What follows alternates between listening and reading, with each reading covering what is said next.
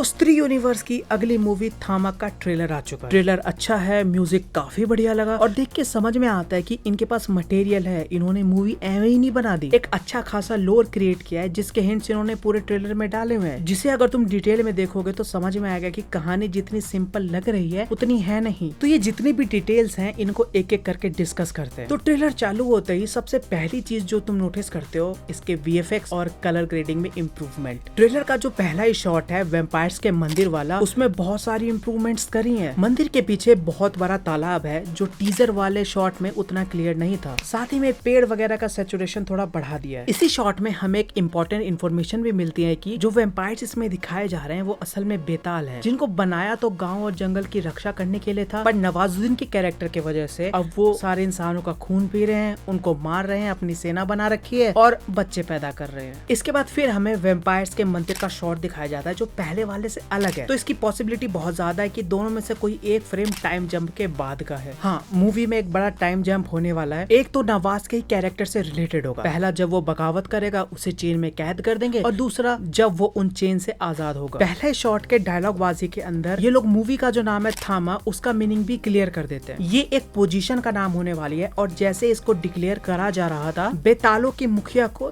थामा कहते हैं, जो कि अब नवाजुद्दीन बनने वाला है। जब हर कोई थामा थामा चेयर कर रहा था उसी फ्रेम में तुम नोटिस करोगे कि रश्मिका को उन्हीं चेन में बांधा हुआ है जिससे नवाज को बांध रखा था, जिससे ये समझ में आता है कि रश्मिका का कैरेक्टर भी एक वेम्पायर है। इसको याद रखना क्योंकि आगे ये सिंपल सा स्टेटमेंट बहुत कॉन्फ्लिक्ट पैदा करने वाली है। फिर आगे दिखता है कि बेताल जिस मूर्ति की पूजा कर रहे थे उसके अंदर से एक एनर्जी निकलती है। आगे एक इंटरेस्टिंग शॉट है, नवाज जमीन पे गिरा हुआ है और उसके हाथ में अपने आप जंजीर आके लग जाते हैं जिसकी वजह से वो आगे कैद होगा। यहाँ पे वो गिरा हुआ है, इसका मतलब हो सकता है कि कुछ समय पहले ही एक बहुत बड़ी फाइट हुई है और नवाज उसमें हार चुका है, जो हम आगे देखते भी हैं। जब उसको गुफा के अंदर फेंका जा रहा है तो एक मिस्टीरियस कैरेक्टर साइड में खड़ा है जो कि मोस्ट प्रोबेबली आयुष्मान का पुराना जन्म ही होगा। अब इस शॉट के बाद टाइमलाइन को लेकर थोड़ी गड़बड़ हो चुकी है क्योंकि टीजर के अंदर डायलॉग से जो कुछ और ही सजेस्ट कर रहे थे। पहले कहा था कि 100 साल जी पाओगे, फिर नवाज का कैरेक्टर 75 साल कहता है और फिर इस ट्रेलर में 1000 सालों की बात हो रही है। टोटल मिला के कितना टाइम जंप होने वाला है और कितने टाइम जंप होंगे इसकी क्लैरिटी नहीं आ रही है। खैर, फिर हम नोटिस करते हैं कि प्रेजेंट टाइम में आयुष्मान का कैरेक्टर नवाज से मिलता है जो कि चेन से बंधा हुआ है। और यहाँ तुम नोटिस करना कि आयुष्मान को उतनी चोट लगी नहीं है, तो हो सकता है कि भालू से बचते बचाते वो यहाँ पहुंचा या जब वो यहाँ से निकलेगा तब वो भालू से पिटेगा। अब यहाँ पे बहुत बड़ा सवाल आता है कि क्या वो नवाज को आजाद करेगा, और अगर कर दिया तो शायद पूरी मूवी का यही टर्निंग पॉइंट होगा। फिर हमें आगे आयुष्मान की आंखें दिखती हैं जैसे टीजर में था, पर जब तुम वेताल वगैरह की आंखें नोटिस करोगे तो काफी डिफरेंस है। आयुष्मान की आंखें किसी और तरीके से और नवाज की किसी और तरीके से। आगे पता चलेगा कि कैसे डिफरेंट है, टेंशन मत लो। आगे हम देखते हैं कि रश्मिका और आयुष्मान का कैरेक्टर आलोक बॉन्डिंग कर रहे हैं और यहीं पे तुम एक चीज नोटिस करोगे जो तुम्हारा दिमाग हिला देगी। आयुष्मान और रश्मिका का कैरेक्टर बस में बैठ के कहीं जा रहे हैं और वहाँ धूप है। अगर रश्मिका वेम्पायर है तो वो धूप में कैसे है? उसी शॉट में एक और चीज नोटिस करना कि आयुष्मान के चेहरे पे चोट लगी हुई है, मतलब ये सीन भालू के अटैक के बाद का है। तो यहाँ पे एक थ्योरी आती है कि किसी वजह से आयुष्मान की मृत्यु हो जाएगी इस मूवी में, जिसको रश्मिका सह नहीं पाएंगी और उसको वेम्पायर बना देंगे ताकि वो जी सके। अब वेम्पायर बनाने के बाद 3 पॉसिबिलिटी निकलती है। पहला ये कि अगर रश्मिका ने आयुष्मान को वेम्पायर बनाया तो वो खुद वेम्पायर नहीं रही। दूसरी पॉसिबिलिटी ये है कि वेम्पायर्स अपनी पावर सिर्फ रात को यूज कर सकते हैं और धूप से उनको ज्यादा कुछ नहीं होगा। और तीसरी पॉसिबिलिटी ये कि वो अपनी पावर सिर्फ कुछ समय के लिए यूज कर सकती है, मतलब अपनी पावर सिर्फ वो 2-3 बार यूज कर सकती है, फिर पूरी इंसान बन जाएगी। और वो वेम्पायर है या उसके पास किसी तरीके की पावर्स हैं, ये बहुत बार कंफर्म हो चुका है ट्रेलर में। हम आगे चल के ट्रेलर में देखते हैं कि जब आयुष्मान को अपनी पावर्स मिल चुकी है तो रश्मिका ही उसे उस पावर्स को यूज करना सिखा रही है। उसकी एक तरीके से टीचर बन चुकी है। फावड़े से एक्सपेरिमेंट करना, बिल्डिंग के ऊपर से कूदना। उसी शॉट में तुम नोटिस करोगे कि जब आयुष्मान ऊपर से उछल रहा है तो छोटी सी रश्मिका भी साइड में खड़ी है और ये स्टंट दिन में हो रहा है जहाँ पे प्रॉपर धूप नहीं है, बादल छाए हुए हैं। तो इनके ऊपर कोई भी सिग्निफिकेंट डैमेज होने के लिए इनको बहुत देर धूप में खड़ा रहना पड़ता होगा, डायरेक्ट सनलाइट के अंदर। तुम्हें क्या लगता है इस थ्योरी के बारे में? नीचे कमेंट्स में जरूर बताना। इसके बाद हमें कॉमेडी के थोड़ी बहुत ग्लिम्सेस देखने को मिलते हैं जिससे सुनकर मुझे मजा आ रहा था। यहाँ पे हमें प्रहलाद चा और आयुष्मान की कन्वर्सेशन भी देखने को मिलती है जिसका कॉस्ट्यूम वही है जिसमें पहन के ये और रश्मिका आगे चल के डांस करने वाले। एनीवे, ये इतना इंपॉर्टेंट नहीं है जितना ये अगला शॉट। आयुष्मान आगे खड़ा है और एक मिस्टीरियस कैरेक्टर आके रुकता है। अब ये है कौन? इसकी 2 पॉसिबिलिटी निकलती है, या तो ये कोई नया वेम्पायर है या दूसरा एक भेड़िया है। इसी के बाद जो अगला शॉट है उसमें हम देखते हैं कि आयुष्मान के चारों तरफ चमगादड़ घूम रहे हैं। तो ये चमगादड़ इस मिस्टीरियस कैरेक्टर के तो हो नहीं सकते, तो वो वेम्पायर वाला ऑप्शन खत्म हो जाता है, बचता है सिर्फ एक भेड़िया। तुम इसकी कॉस्ट्यूम वगैरह भी ध्यान से देखोगे तो लेदर जैकेट पहन रखी है, जीन्स वगैरह डाली हुई है, तो ये भास्कर का कैरेक्टर लग रहा है। अब ये भास्कर ही है कि नहीं ये डिबेटेबल है, 90% कंफर्म ही मान लो, क्योंकि आगे हमें अपना वेम्पायर पिटते हुए भी दिख रहा है, जिसको फिर रश्मिका बड़ी बिल्डिंग से गिरते हुए बचा लेती है। पूरी मूवी में इसके लोअर से ज्यादा मिस्टीरियस तो रश्मिका का कैरेक्टर लग रहा है। आखिर क्या कहानी है इसके पीछे? ये इतना फ्रस्ट्रेटिंग है क्योंकि तुम नोटिस करोगे कि जब रश्मिका आयुष्मान को बचा रही है तब उसके नाखून भी नहीं निकले। अगर वो वेम्पायर है नहीं, वो अचानक से वहाँ पहुंची कैसे? क्योंकि ट्रेलर में एक चीज नोटिस करना, जब भी कोई वेम्पायर बनता है, आंखें लाल हो चुकी है, दांत निकल गए, उसके नाखून भी अलग से निकल जाते हैं। पर यहाँ पे ये हो सकता है कि अपनी पावर्स यूज करने के लिए नाखून निकालना जरूरी ना हो। राइट, ये हो सकता है। एनीवे, फिर हम एक शॉट देखते हैं जो कि टीजर में भी था। एक लड़की है जो कार के डैशबोर्ड पे अपना हाथ रखती है और उसके नाखून बड़े हो रहे हैं। यहाँ का VFX और जिस तरीके का शॉट हमें टीजर में दिखा था, दोनों में बहुत डिफरेंस है। यहाँ पे नाखून बड़े हो रहे हैं, वहाँ पे ऑलरेडी बड़े थे और उसने अपना हाथ डैशबोर्ड पे रखा था। यहाँ पर भी इम्प्रूवमेंट हुई है। इसी कार चेस से रिलेटेड हमें एक और क्लैरिटी दी जाती है कि ये आयुष्मान के सामने होगा। इस शॉट में जहाँ एक बंदा उड़ के जा रहा है, तुम देख सकते हो कि साइड में एक कैरेक्टर खड़ा है जिसके शर्ट से पता चलता है कि वो आयुष्मान ही है। फिर आगे आयुष्मान एक डायलॉग बोलता है कि साथ में मरना नहीं चाहते, जी के देख लेते हैं, जो कि रात को बोला जा रहा है। और मोस्ट प्रोबेबली वही शॉट होगा जब ये दोनों भाग रहे हैं और आगे बस खाई है। तो इन दोनों को पकड़ कौन रहा है? वही बेताल होंगे जिनको नवाजुद्दीन ने अपने नीचे लिया होगा। तो इससे एक और चीज कंफर्म हो जाती है कि जब पहली बार आयुष्मान नवाज से मिलेगा, वो उसको आजाद कर देगा। नवाज उसको मारने वाला होगा पर रश्मिका उसको बचा के ले जाएगी, जिससे फिर दोनों के बीच में बॉन्डिंग होगी और यू नो द रेस्ट। इसके बाद मूवी के क्लाइमैक्स में जो होने वाला है उसके कुछ ग्लिम्सेस हमें दिखते हैं। आयुष्मान ने रश्मिका का सर अपने हाथों में पकड़ा हुआ है। ये वही पॉइंट होगा जहाँ पे बस क्लाइमैक्स की फाइट शुरू ही होने वाली होगी और यहीं पे नवाजुद्दीन का कैरेक्टर 75 साल से रोमांस नहीं देखा वाला डायलॉग मारेगा ऊपर बैठ के। फिर हम आयुष्मान के कैरेक्टर को बेताल से पिटते हुए भी देखते हैं। इससे ये भी पता चलता है कि बाकी जो चमचे लोग हैं उनके पास भी पावर्स हैं, जिससे आयुष्मान पहले तो पिटता है पर बाद में संभाल भी लेता है। आगे चल के कुछ शॉट्स में तो वो नवाजुद्दीन को भी मारते हुए दिख रहा है। इसी सीक्वेंस के साथ इन्होंने एक और आइटम नंबर दिखा दिया जो फिल्म में होने वाला है। इसमें नोरा फतेही डांस कर रही है। तो कितने हो गए? 3 गाने तो ऐसे ही हो गए जो आइटम नंबर होने वाले हैं भाई साहब। फिर आगे रश्मिका का एक डायलॉग आता है कि हमारी दुनिया बहुत ज्यादा अलग है। यहाँ पे एक शॉट है जिसमें रश्मिका और आयुष्मान खड़े हैं और साइड में दिल्ली की बस खड़ी है। रश्मिका ने जो कॉस्ट्यूम्स पहने हुए हैं, एक स्वेटर, उसको ध्यान से देखना, आगे जाके इंपॉर्टेंट होने वाला है। आगे चल के फिर फाइनल फाइट के थोड़े ग्लिम्सेस दिखाए जाते हैं। यहाँ पे एक शॉट आता है जिसका VFX थोड़ा हिला हुआ है। हमारा बीच में पॉज कर दिया था। एक कैरेक्टर नवाज का है और दूसरा देख के तो आयुष्मान नहीं लग रहा, पर गेस करते हैं कि वही होगा क्योंकि उसके बहुत मॉडर्न कपड़े हैं और जो बेताल वगैरह है उनके कपड़े डिजाइन थोड़े अलग है। आगे हमें रश्मिका का चिल्लाने वाला शॉट दिखता है जिसको पूरी मूवी में प्लेस करना थोड़ा मुश्किल हो रहा है। अब थोड़ी देर पहले मैंने कहा था कि शॉट को याद रखना, बस है साथ में रश्मिका आयुष्मान खड़े हैं, उसने वही शॉटर पहना हुआ है जो चिल्लाने वाले शॉट में है। मतलब उस शॉट के बाद आयुष्मान को कुछ होने वाला है, पर ये सीक्वेंस मूवी में काफी आगे लग रहा है। अब इसी कंफ्यूजन की वजह से मैंने कहा था कि इसके टाइमलाइन का थोड़ा लफड़ा हो चुका है। एनीवे, आयुष्मान अपनी पावर्स कैसे यूज करेगा इसके थोड़े ग्लिम्सेस दिख जाते हैं और ब्लड बैंक से वही खून लेके पीने वाला है, ये भी कंफर्म हो गया। उसके बाद आता है इस ट्रेलर का सबसे इंटरेस्टिंग शॉट जो मैंने जिंदगी में सोचा ही नहीं था कि कभी आ सकता है। अपना भेड़िया, अब अपना है कि नहीं वो बात की बात है, पर एक भेड़िया ये स्त्री यूनिवर्स का पार्ट है और हम सबको पता था कि भेड़िया इसमें होने वाला है, पर ट्रेलर में दिखा देना भाई बहुत बड़ी बात है ये। अब बस ये होप करते हैं कि इनके पास मूवी में दिखाने के लिए कुछ मटेरियल हो, सब कुछ ट्रेलर में ही ना डाल दिया हो। अपना जो भेड़िया है वो अपग्रेड हो चुका है, अब एक वेयरवुल्फ बन चुका है। अगर इन्होंने VFX अच्छे से पुल कर लिया, दोनों की फाइट देखने में मजा आएगा। इसके बाद फाइट के और आयुष्मान के सीक्वेंसेस जल्दी आते हैं। यहीं पे नवाज का एक सीक्वेंस आता है, वो गुस्से में, उसकी आंखें लाल हो चुकी है, पीछे एक डीमन सा ऑरा दिख रहा है। यहीं तुम नोटिस करना उसकी आंखें, पुतलियां छोड़ के जो बाकी का हिस्सा है वो लाल हो रखा है और आयुष्मान की सिर्फ पुतलियां लाल हुई थी। ये डिफरेंस है दोनों का। अगर तुमने पूरा ट्रेलर ध्यान से देखा है तो एक चीज जरूर नोटिस हुई होगी कि जितने भी वेम्पायर वाले सीन है वो थोड़े ओवर द टॉप है। हर बार अपने दांत दिखा रहे हैं तो ऐसे दिखा रहे हैं मानो चिंगाड़ रहे हो। बस ये लोग हर बार ऐसा ना करें, पर ट्रेलर देख के तो लग रहा है कि ये लोग हर बार ऐसा करने वाले हैं। जब भी कोई वेम्पायर बनेगा